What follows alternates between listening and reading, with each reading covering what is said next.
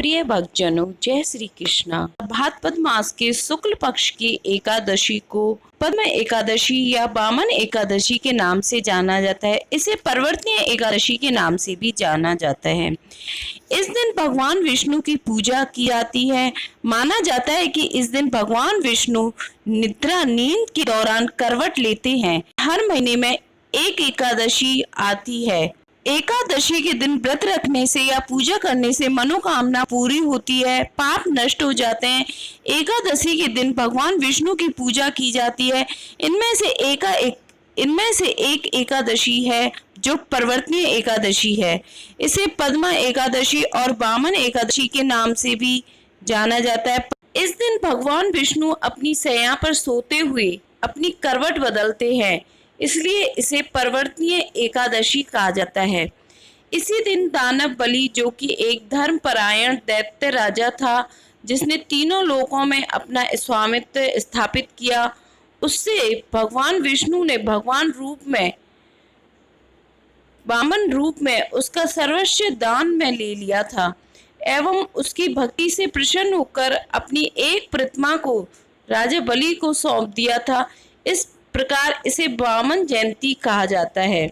इसके प्रभाव से सभी दुखों का नाश होता है। समस्त पापों का नाश करने वाली इस 11 को परिवर्तनीय एकादशी, वामन एकादशी एवं जयंती एकादशी भी कहा जाता है। इसकी कथा सुनने से ही सभी का उद्धार हो जाता है। डोल 11 की पूजा एवं व्रत का पुण्य वाजपेयी यज्ञ, अश्वमेध यज्ञ के तुल्य माना गया है। इस दिन भगवान विष्णु एवं बाल कृष्ण की पूजा की जाती है, जिनके प्रभाव से सभी व्रतों का पुण्य मनुष्य को मिलता है।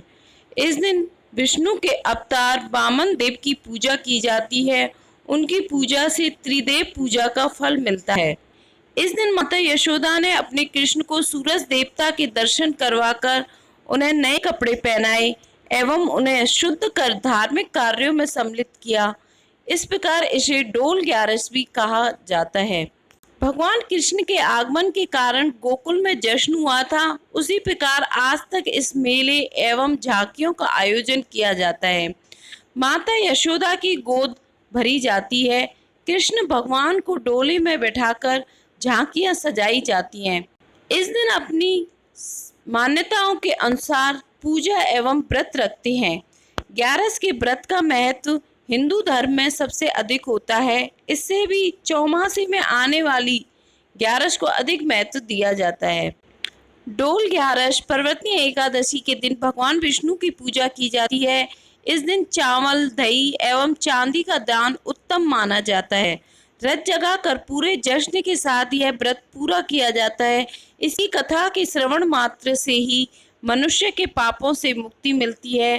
धार्मिक मनुष्य को इस व्रत के प्रभाव से मोक्ष की प्राप्ति होती है। भगवान कृष्ण का वाल श्रृंगार कर उनके लिए डोल तैयार किए जाते हैं।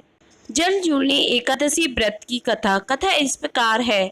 सूर्यवंश में मांधाता नामक चक्रवर्ती राजा हुए। उनके राज्य में सुख संपदा की कोई कमी नहीं थी। प्रजा सुख से जीवन व्यतीत कर रही थी, परंतु एक समय उनके राज्य में 3 वर्षों तक वर्षा नहीं हुई। प्रजा दुख से व्याकुल थी। तब महाराज भगवान नारायण की शरण में जाते हैं और उनसे अपनी प्रजा के दुख दूर करने की प्रार्थना करते हैं। राजा भादों के शुक्ल पक्ष की एकादशी का व्रत करता है। इस प्रकार व्रत के प्रभाव स्वरूप राज्य में वर्षा होने लगती है।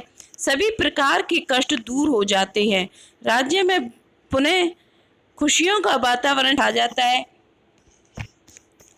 एक उत्तम व्रत का अनुष्ठान अवश्य करना चाहिए। पद्मा एकादशी के दिन सामर्थ्य अनुसार दान करने से शुभ फलों की प्राप्ति होती है। जल झूलनी एकादशी के दिन जो व्यक्ति व्रत करते हैं उसे भूमि दान करने और गोदान करने के पश्चात मिलने वाले पुण्य फलों से अधिक शुभ फलों की प्राप्ति होती है।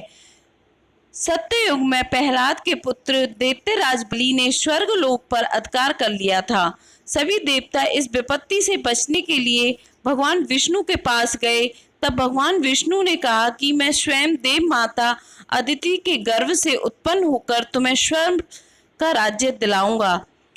कुछ समय पश्चात भगवान विष्णु ने वामन अवतार लिया।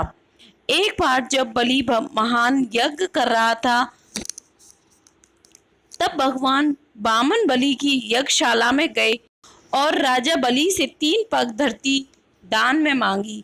राजा बलि के गुरु शुक्राचार्य भगवान की लीला समझ गए और उन्होंने बलि को दान देने से मना कर दिया। लेकिन बलि ने फिर से भगवान वामन को 3 पग धरती दान देने का संकल्प ले लिया। भगवान वामन ने विशाल रूप धारण कर एक पग में धरती और दूसरे पग में स्वर्ग लोक नाप लिया। जब तीसरा पग रखने के लिए कोई स्थान नहीं बचा तो बलि ने भगवान वामन को अपने सिर पर पग रखने को कहा। बलि के सिर पर पग रखने से वह सतलोक पहुंच गया। बलि की दानवीरता देखकर भगवान ने उसे सतलोक का स्वामी भी बना दिया। इस तरह भगवान वामन ने देवताओं की सहायता कर उन्हें स्वर्ग पुनः लौटाया।